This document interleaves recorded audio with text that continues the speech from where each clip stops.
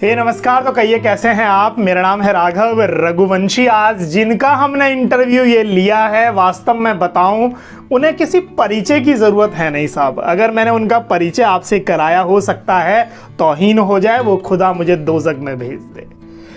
Movie देखी होगी आपने रॉकस्टार, गाना सुना होगा कुम फाया कुम। मूवी देखी होगी आपने बजरंगी भाईजान, और गाना सुना होगा आज रंग है। इन गानों को सदाबहार करने वाला कोई है तो वो निज़ामी बंदूज हैं साहब।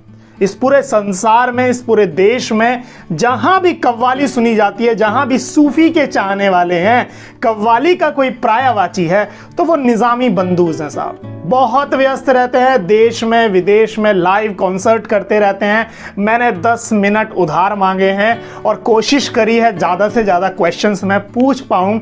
क्वेश्चंस देखिए, उत्तर सुनिए, वीडियो को पसंद कीजिए। मेरा पहला क्वेश्चन सर आपसे ये है जी कि साधारण से 3 शख्स निज़ामी बंदूज कैसे बन गए। हज़रत निज़ामुद्दीन औलिया जिनकी दरगाह है, तो उनके जितने भी मुरीद हैं, जितने भी उनके चाहने वाले हैं, जो उनके दरबार से, उनकी खानका से ताल्लुक़ रखते हैं, वो ज़्यादातर 99% वो अपने नाम के आगे निज़ामी लगाते हैं। तो हमारा ताल्लुक़ हज़रत निज़ामुद्दीन औलिया की दरगाह से है, हज़रत अमीर खुसरो के दरबार से है। तो ये निज़ामी चला है, वहाँ से चला है। उस वक़्त हमने अपना टाइटल लगा था निज़ामी बंधु। तकरीबन हो गए इसको भी 40 साल या 45 साल हो गए, तो 45 साल से भी बल्कि ज़्यादा हो गए। तो वो निज़ामी बंधु का ग्रुप, अब उनका तो हो गया देहांत बड़े भाई का, तो मेरे तो भाई है नहीं, ये तो मेरे नेफ्यू हैं, मेरे भतीजे हैं। इनके नाम से ये ग्रुप चल रहा है और इनके ग्रुप की सरपरस्ती जो है वो मैं कर रहा हूँ। तो ये निज़ामी बंधु का ये एक छोटा सा एक वाक़या है। अच्छा, ये तो आपने बताई सफलता। जी, जिंदगी में संघर्ष क्या रहा, कोई 2 संघर्ष जो आपको अभी तक याद है। देखिए, संघर्ष तो ज़िंदगी में हर इंसान के होते हैं, और इस वक्त जो हालात चल रहे हैं वो भी संघर्ष ही है। 2 साल से हमारे पूरे हिंदुस्तान का, दुनिया के हालात हैं, लेकिन उसमें भी जस्तुजू संघर्ष हम कर रहे हैं। तो देखिए, मुझे तो ज़्यादा दिक्कत इसलिए नहीं हुई कि मेरा ख़ानदानी काम है। मेरे यहाँ काफ़ी अरसे ज़माने से, सालों से ये काम होता आया है। लेकिन हाँ, फिर भी मैंने अपने पिताजी से, अपने बड़े भाई से, अपने चचा से, उस्ताद हयात निज़ामी खान साहब, उनसे मैंने सीखा जो भी थोड़ा बहुत सीख पाया। तो मैंने, ख़ानदानी काम ज़रूर है लेकिन सीखना ज़रूरी है। वो एक मिसाल है ना कि मछली के बच्चे को तैरना कौन सिखाए। अब जिस वक्त हमारी खेलने की उम्र थी, उस वक्त हमें रियाज पे बैठा दिया गया। उस वक्त तो हमें बुरा लगता था कि यार ये हमें क्या कर रहे हैं। वैसे आप बचपन से क्या बनना चाहते थे? बचपन से तो खैर मैं एक आर्टिस्ट ही बनना चाहता था, जो आपके सामने हूँ। लेकिन कहने का मतलब कि जब मेरी क्रिकेट खेलने का मेरा बड़ा शौक़ था, फुटबॉल खेलता था, और पिताजी वाली साहब कहते थे, पिताजी के नहीं तुम रियाज करो, तो उस वक्त वो चीज़ जो हमें अच्छी नहीं लगती थी, आज वो चीज़ हमें काम आ रही है। बहुत बेहतरीन। आज वो चीज़ हमें काम आ रही है, और हमें दुनिया में हमारी एक पहचान है ऊपर वाले की मेहर से, और हमारे हिंदुस्तान की जनता की मोहब्बत है जो हमारे साथ, हमें बहुत सुनते हैं, हमसे प्यार करते हैं। एक बड़ी पहचान कब मिली सर? मैं क्षमा चाहता हूँ उस्ताद हमसरायान निज़ामी का जब मैं इंटरव्यू लेने पहुंचा जी, उनके छोटे भाई अतर हयात निज़ामी साहब कह रहे थे अगर आप मूवी देखें रॉकस्टार, गाना सुने कुम फाया कुम, तो वहाँ पे जो निज़ामी बंदूज हैं वो हमारे परिवार के सदस्य हैं। बिल्कुल। तो मैं कह सकता हूँ कि पहचान वहीं से मिली, एक बड़ी पहचान। देख लिए, पहचान तो असल में दरअसल हमारा जो ताल्लुक जिस दरगाह से है, हज़रत, उससे बड़ी पहचान तो हमारे लिए कुछ है नहीं, और उससे बड़ा हमारे लिए कोई मतलब कोई अवार्ड या कोई पुरस्कार नहीं है, क्योंकि हम उस दरबार से, उस खानका से ताल्लुक़ रखते हैं।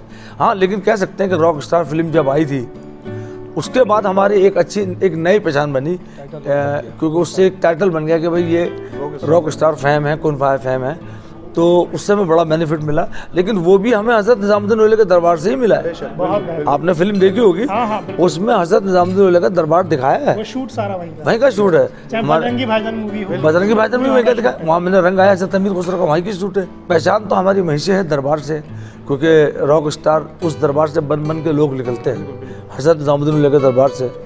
तो लेकिन ये है कि आजकल मीडिया का ज़माना है, इसका ज़माना है, तो फिल्मों में आने से थोड़ा सा हमें ये एक बेनिफिट मिला है।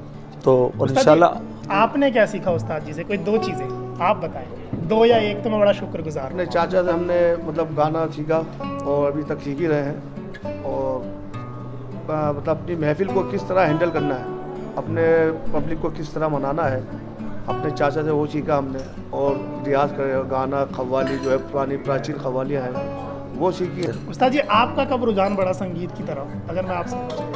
बचपन क्या उम्र रही होगी से आपकी? बचपन से यही माहौल मिला खेलने कूदने की उम्र से। फिर जब मैं 8-9 साल का था तो चाचा पापा साथ ले जाने लगे। अच्छा। ऐसी एक इंटरटेनमेंट पे थे, लेकिन वो रुचि बढ़ने लगी तो फिर उस ग्रुप में साथ में रहने ही लगा।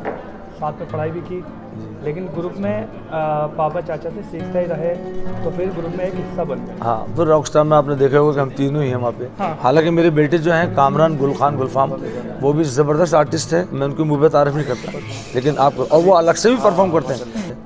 तो कहने का मतलब ये है कि ये गाना बाना बजाना जो है ना हमारा ख़ानदानी काम है, और जब तक ऊपर वाला ज़िंदगी देगा गाते रहेंगे। अजय फिर भी युवाओं को कव्वाली की तरफ कैसे मोड़ा है? नहीं, आपने देखोगे कुछ ऐसे सिंगर हैं जो कुछ गा रहे हैं और वो बड़े फेमस हो जा रहे हैं, बट कुछ समय के लिए। बिल्कुल कुछ समय के लिए, आपने वही बात की। मेरा जो काम देखिए, रॉक स्टार में जो कव्वाली है कुन फायकुन, वो मैं समझता हूँ कि अभी तक जितनी भी फिल्में आई हैं हिंदुस्तान में, सबसे बड़ी नंबर 1 कव्वाली है। सदाबहार वही है। सदाबहार है और सबसे बड़ी कव्वाली। उसकी वजह क्या है कि उसमें कुरान शरीफ जो हमारा कलाम है, किताब है, उन लफ्ज़ों को यूज़ किया गया है, इस्तेमाल किया गया है। अभी तक किसी फिल्म में ये कुन फायकुन का लफ्ज़ नहीं आया, और ये बहुत बड़ा लफ्ज़ है। तो इस कव्वाली से हमें बड़ा बेनिफिट मिला, और लोगों को बताना पड़ता है, और आज तक मिल रहा है, और लोगों को बताना पड़ता है साहब कुन फायकुन क्या है। तो क्योंकि वो अरबी का लफ्ज़ मैं बताता हूँ तो उसकी मीनिंग भी बहुत अच्छा है। तो ये कव्वाली का काम हमारा चलता रहेगा जब तक देखिए ज़िंदगी है।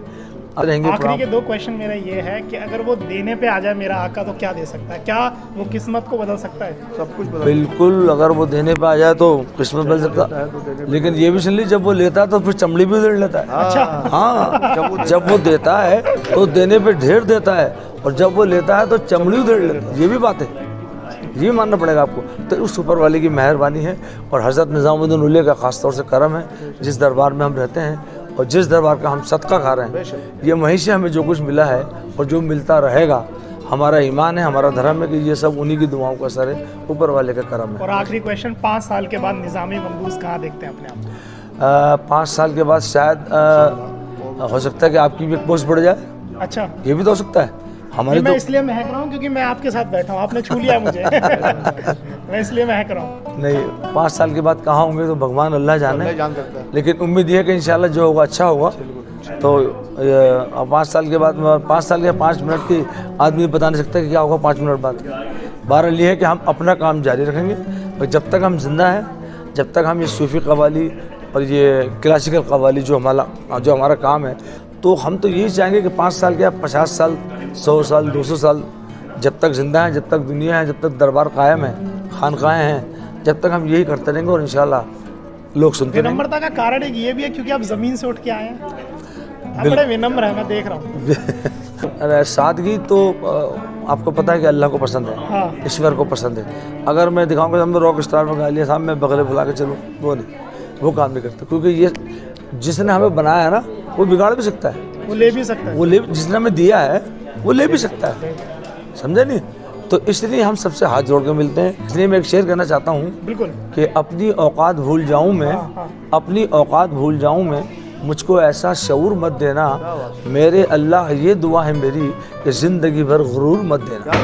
बहुत बेहतरीन। वाह वाह। तो तकब्बुर और गुरूर जो है ना, वो अच्छी बात नहीं है। बहुत बहुत शुक्रिया। बहुत तो thank आपने 10 मिनट दिए। मैं बस एक लाइन बोलकर बात खत्म करूंगा कि ऊंचाई नहीं होती उस पतंग की, क्योंकि उसकी डोर किसी के हाथ में होती है। ऊंचाई तो होती है उस पेड़ की जो जितना जमीन में गड़ा होता है उतना आसमान में बड़ा होता है। सही बात। बहुत बहुत शुक्रिया। Thank you, thank you. बहुत शुक्रिया।